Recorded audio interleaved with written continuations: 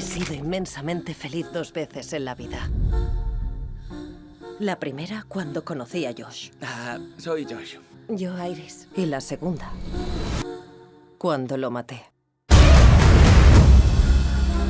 Relájate. Recuerda sonreír y que se te vea feliz. Iris, despierta. It is difficult to define companion with only one genre because it has a message worthy of social cinema sent through a love story in a dark comedy set in a science fiction world with robots that are about to go overmode. So how was acting and switching to so many genres, not only in one film but sometimes in the same sequence? I thought I was doing a cartoon when I saw that.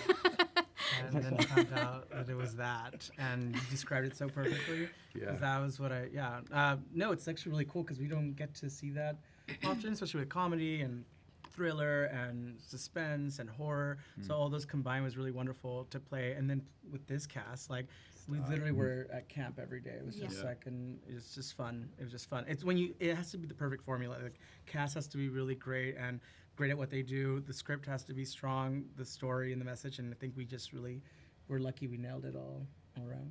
Yeah. I think it's really just a testament to Drew, our writer-director, his writing and his ability to just kind of let us play as well. It felt like a very open set, but also the writing was so clear that it was kind of seamless. Is there any genre exploring companion that you enjoy in a specific way working in? I like the twist that people, like every character I think up here had a really nice twist. Yeah. You know, you are not who we meet in the beginning, and you're definitely not who we end up with. Same and the same. Yeah. And that just shows that whether it's machine or human, but mostly human nature, people aren't always what they seem. And so are machines, you know? It's like it could be helpful or it could be detrimental to our well-being. So I think that's a really cool thing that we all had a nice twist. Yeah, and I think just like personally, because I've never done it before, I kind of liked playing a bad girl a little bit. I'm usually always playing like a teenager that's super sweet or something. So it was nice to kind of explore that side. Sexy bad girls. And I'm always playing a horrible person, and it was really nice to play like a really nice guy. Yeah. And I always played the funny guy, but it was nice to play the funny guy who has a dark side. Yes. Sexy. My book's coming out. Sexy and dark. It better not come out the same day as mine.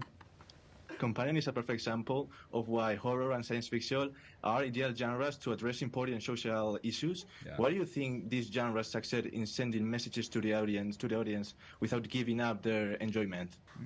I think it's really, and of course you guys can please feel to add to this, I think this movie, though it has, like to your point earlier, there's so many different genres that it kind of, you know, weaves its way through. I think it's really just a sort of reflection on our connection to humanity and our growing connection to technology. And like the movie itself lends viewers to make that decision for itself, but I think it's really, we see so many of the characters get treated a certain way versus how we're putting something that's not even technically real on a pedestal.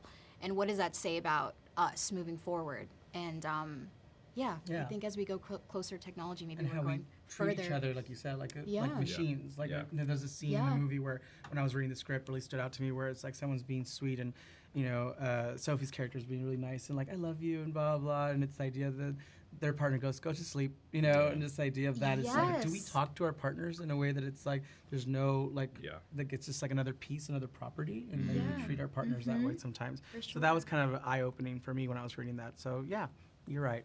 How realistic do you think the ideas of how the robots work in Companion are? Because some of them seem pretty accurate. I mean, there are like AI bots right now that exist right now that people are using them in a way that Iris is being used. So I think it's very relevant to the time, and it's super terrifying. And I mean, I don't want to knock anybody's, you know, cup of tea, but that's just like, what are we doing here, guys? Yeah. What are we doing, really? What's with this new iPhone thing that is predicting what I'm gonna say? Yeah. That new update where it like is reading your mind and knows what response you want to give. Yeah.